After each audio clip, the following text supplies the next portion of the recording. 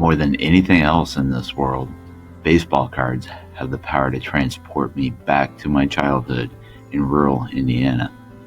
A single glimpse of, say, a 1983 Donruss Cesar Cedeno card, and I'm floating down Mill Creek in Inner Tube on a perfect summer afternoon. And sometimes, when I visit the old home place like I did today, the poetry of the game and the images of our boyhood heroes become overwhelming, and I have to cathartic. So, if you'll indulge me, here's a piece I wrote some years back, but the sentiment of which hangs all around me this evening. It's a story of baseball and baseball cards, of being a boy and becoming a man, of fathers and sons. It's the story of Cesar and the Schwinn. My 9-year-old son can't ride a bicycle.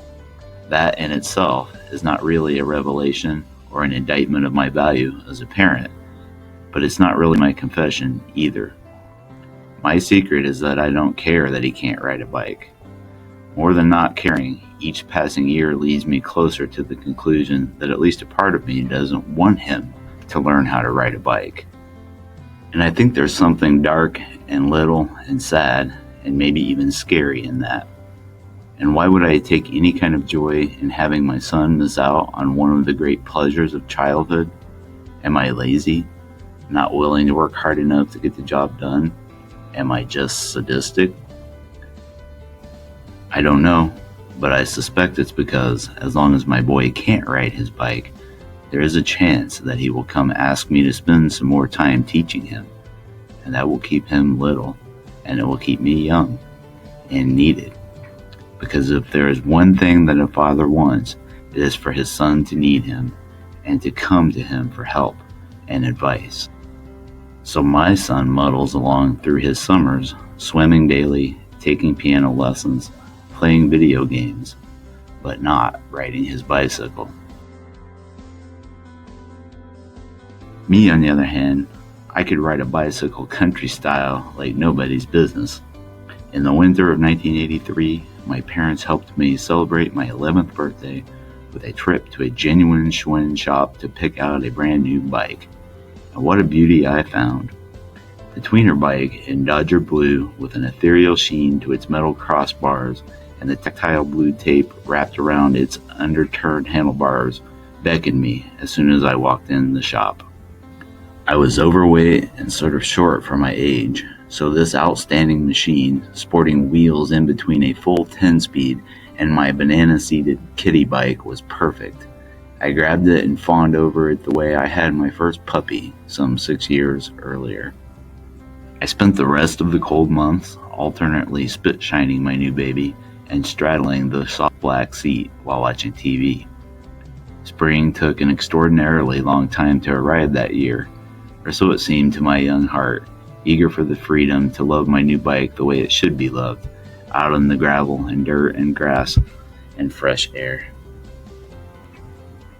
Ignorance of one's reality can be a powerful thing, and in these sweet days leading to spring break, I had no idea that my Schwinn wasn't the most awesomely perfect machine ever built or conceived of by man.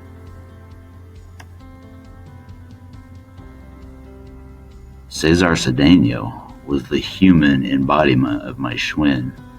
They came into my life at about the same time, and ultimately both represented the same misplaced infatuation, but I continue to love both of them all these years later. See, while I was waiting for the great thaw of 1983, my new bike wasn't the only thing that I was playing with.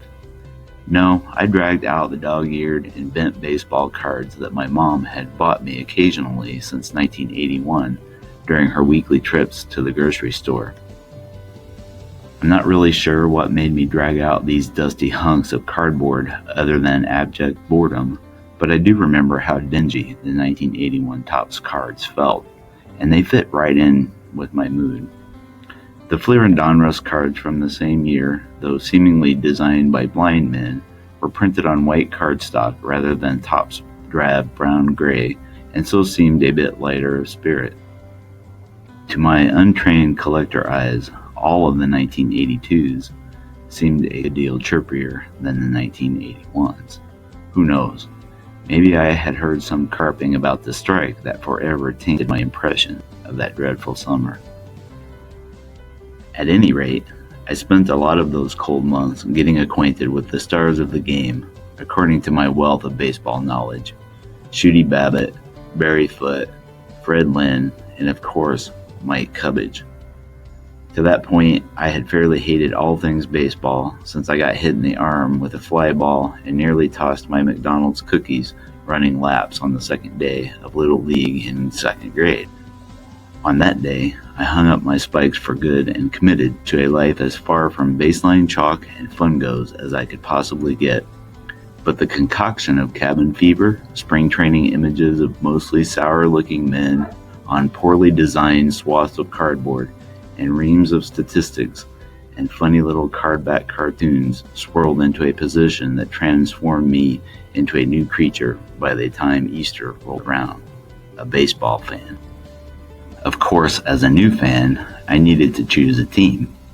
I had heard a few things about nearby teams over the years, so armed with this knowledge and my burgeoning card collection, I dutifully selected the Cincinnati Reds as my team, then and forever.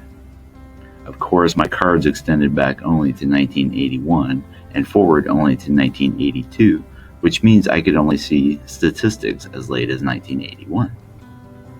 The Reds were actually a very good team during that fractured season, but were your basic shower curtain mold in 1982. Of course, I didn't know that, or that the Cardinals had won the World Series the year before. I did know, however, that the Cubs all had these hideous Mike Stivic mustaches and looked absolutely miserable against the Army Green Ivy on their 1981 Donruss cards. But I didn't know that they were, even then, lovable losers. Had I known more, would I have chosen a different team? Possibly, but it doesn't really matter. The Reds are mine, and always will be. But truthfully, the Reds' love affair probably didn't really start until the weather started turning warm. Mixed in among the images of my new bike slipping and weaving on re-graveled roads or kicking up fresh black asphalt onto my winter white legs are my first distinct memories of baseball card wax packs.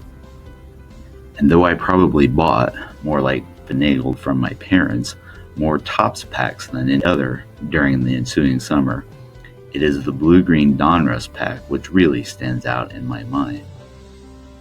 Maybe it was the little bat and glove that formed the main design elements of the cards, or maybe it was the feeling of the wax paper as it gave way to the treasures inside. But these cards remain, for me, the ultimate physical representation of that glorious spring. And the king of all 1983 Donruss cards was undoubtedly Cesar Cedeno. He appeared to be absolutely glowing in his crisp white-red uniform, and the unbridled joy that I imagined he must feel to be playing baseball on a beautiful day jived completely with my saccharine view on life that season. And the back of his card revealed that he had been something of a star. Maybe he would be again. For the Reds, how could I resist such effervescence and promise delivered by the baseball gods to the hometown team? Yeah, I was definitely hooked. On baseball cards, on the Reds, and on Cesar. As rosy as those days were, I can sit here in 2020 with a more realistic, admittedly jaded view of 1983 in its two concrete manifestations, Schwinn and Cedeno. I never really got the hang of the 10-speed and ended up plodding along in first gear for the most part. My legs grew some, and the Schwinn eventually became obsolete, replaced by my first car. I never really did tear up the roads with my sweet ride the way I had with my Huckleberry Hound Huffy in the preceding years. Like me, Mr. Cedeno never really got out of first gear for the Reds or anyone else. A quick visit to baseballreference.com reveals that Cedeno had indeed been somewhat of a star during his years in Houston in the 1970s. Despite my perceptions, though, he was pedestrian at best in Cincy, and he was gone partway through the 1985 season. Looking at Cedeno's similarity scores is a very interesting exercise. Through age 26, Cedeno roughly mirrored Veda Pinson, another very talented fellow who spent time with the Reds but was ultimately relegated to the solid bin. Cedeno's mid-career had him looking a lot like Yaz, a Hall of Famer. During his decline phase, Cedeno was essentially Johnny Damon, who arguably has an outside shot at the Hall. By his early 30s, though, Cedeno's career numbers were essentially riding on cushion built by a younger man. He was done at 35 and had become Amos Otis. My continued love for Cesar Cedeno and his 1983 Donruss card and that shiny little blue Schwinn, wherever it is, remind me that there are foundational things for everyone that can't be shaken no matter what warts are eventually revealed. My collection of foundations includes years and bikes and cards and papers and people. Cesar Cedeno is not a girl that I had a crush on for a while. My first car was like that. I loved it and drove it for years, but I really haven't thought about it at all since I got rid of it until now.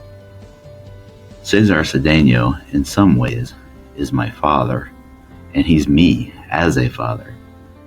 We all find out sooner or later that Dad is not Superman or infallible, but it doesn't matter a whit.